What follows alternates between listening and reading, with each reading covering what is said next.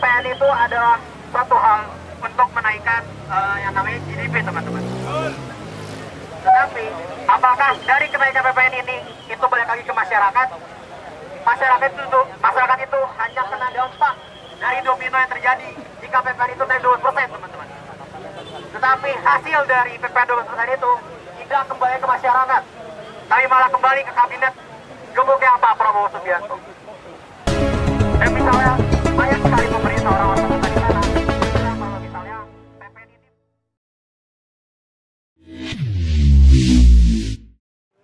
Teman-teman yang mau naik lagi, silakan naura kita berbatas. Kita di sini sampai malam, semangat kawan-kawan. Semangat kawan-kawan.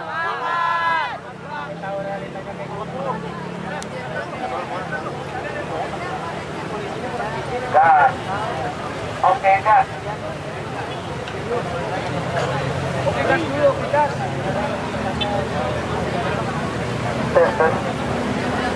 Assalamualaikum warahmatullahi wabarakatuh. Waalaikumsalam warahmatullahi wabarakatuh. Pendengaran dan telinga yang penuh dengan toleransi, menahan mata yang berbelas kasih, yang kau berikan kita dalam bahasa cinta. Sebab kalau belas cinta sudah hilang, maka jangan harap keadilan datang kawan-kawan. Maka dari itu, kami yang tergabung dari beberapa aliansi mahasiswa dan kampus sendiri kawan-kawan turun ke jalan sebagaimana misalkan pertama tiga yang terjadi di Republik Indonesia, kawan-kawan. Mungkin kawan-kawanku semua mungkin tidak asing mendengar dari titik tanggal 1 April 2022 yang dimana BPN itu jadi 11% itu sendiri, kawan-kawan.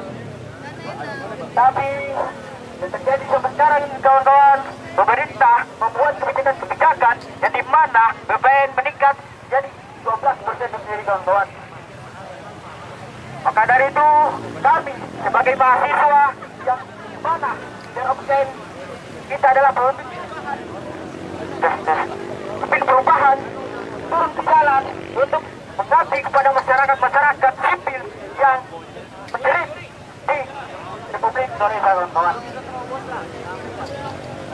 Kawan-kawan, saya selaku mahasiswa Institut Jambi datang ke jalan bukan hanya datang semata-mata hanya untuk turun ke jalan saja, kawan-kawan, tetapi datang turun ke jalan ini, kawan-kawan, hanya turun untuk hati nurani saya sendiri, kawan-kawan. Saya sebagai anak ajar Sulawesi Tenggara sendiri, kawan-kawan. Saya sejarah Sulawesi sendiri, kawan-kawan. Maka dari itu, Bapak yang gemar-gemar itu, Bapak Presiden Republik Indonesia, Pak Prabowo Subianto sendiri, kawan-kawan. Maka saya selaku pribadi meminta menghentikan rencana tersebut, kawan-kawan. Yang dimana bukan lagi saya menjamin akan terjadi namanya keputusan sendiri, kawan-kawan. Dari segi faktor ekonomi, sosial, dan bisnis, kawan-kawan. Saya turun sini, kawan-kawan, bukan hanya datang bikin bersuara-suara saja, tapi saya datang di sini minta kepada Bapak yang dulu itu, kawan-kawan, untuk menghentikan rencana tersebut yang dimana 12% BPN sendiri, kawan-kawan. Baik, itu makasih singkat dari saya. Saya akhiri dengan contoh bahwa saya assalamualaikum warahmatullahi wabarakatuh.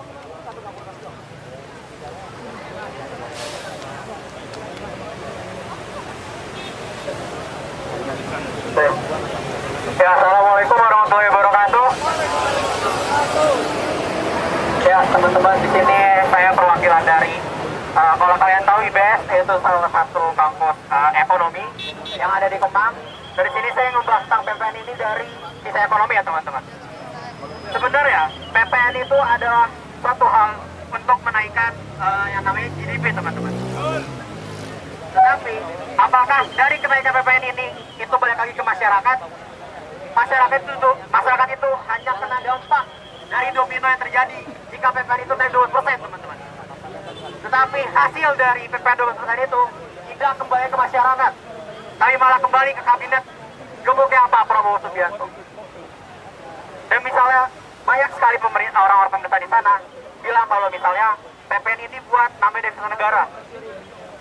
Tetapi salah satu dari komponen untuk menaikkan devisa negara adalah dengan cara menaikkan konsumsi. Sedangkan kalau PPN dulu dinaikkan, maka konsumsi itu akan menurun, teman-teman. Dan itu hasil sama aja kalau misalnya devisa negara itu nggak bakal naik-naik juga. Jadi menurut saya ini tuh percuma, teman-teman. Kalau misalnya emang PPN itu naikkan 12%. Dan juga dari hasil kenaikan 12% ini, banyak masyarakat yang akan tercekik, apalagi dari masyarakat menengah ke bawah yang tidak akan bisa memberi apa-apa, teman-teman, walaupun hanya sekecil seperti beras. Dan juga menurut saya kebijakan Prabowo ini terlalu cepat, karena banyak kebijakan-kebijakan yang harusnya dibenahi dari awal dia pemerintah, tapi malah menambah kebijakan yang malah makin menyengsarakan rakyat, teman-teman. Jadi menurut saya kenaikan ini harus ditolak, dan kita tidak boleh berdiam sampai di sini saja, dan kita harus maju terus, pantang mundur walaupun sore malam. Mungkin itu ya dari saya. Kalau memang maaf, wassalamualaikum warahmatullahi wabarakatuh.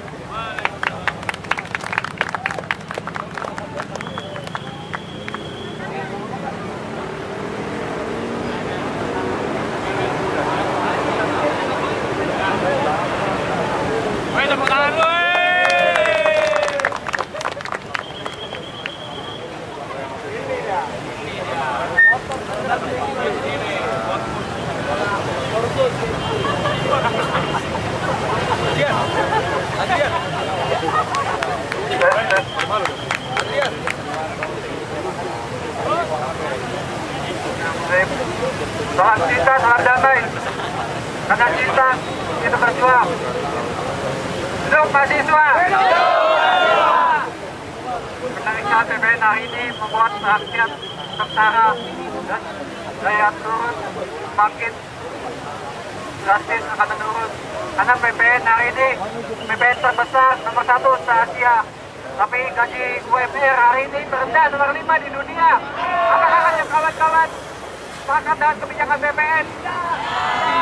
Padahal hari ini saja kenaikan gaji untuk guru honorer belum tercapai.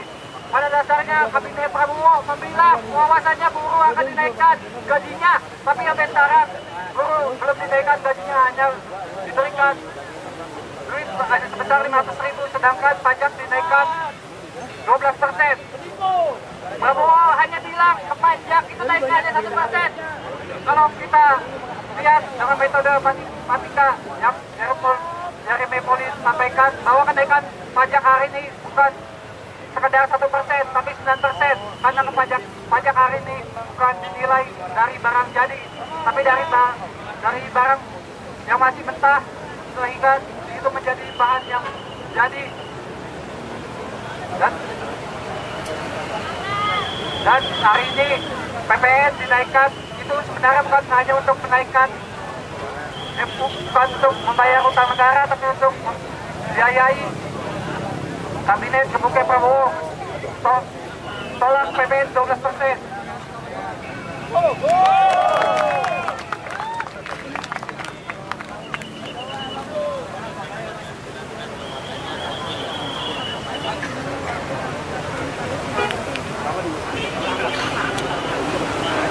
Ya kawan-kawan, hari ini sudah banyak kemarahan, banyak sekali kekesalan bahwa pajak tinggi ini ternyata tidak setara dengan kemampuan masyarakat.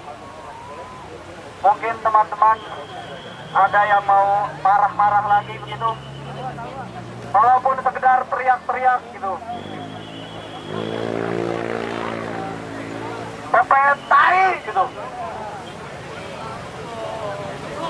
Dipersilakan, ini mimbar bebas, karena ya kebebasan sudah jadi barang mahal sekarang. Pak, kita mau curhat, mau marah-marah, tenaga pun dihalang-halangi oleh adik-adik polisian. Dari mumpung adik-adik polisian ini lagi menikmati pemandangan sore senja gitu kan. Teman-teman silakan sambat gitu. Ada lagi yang mau sambat?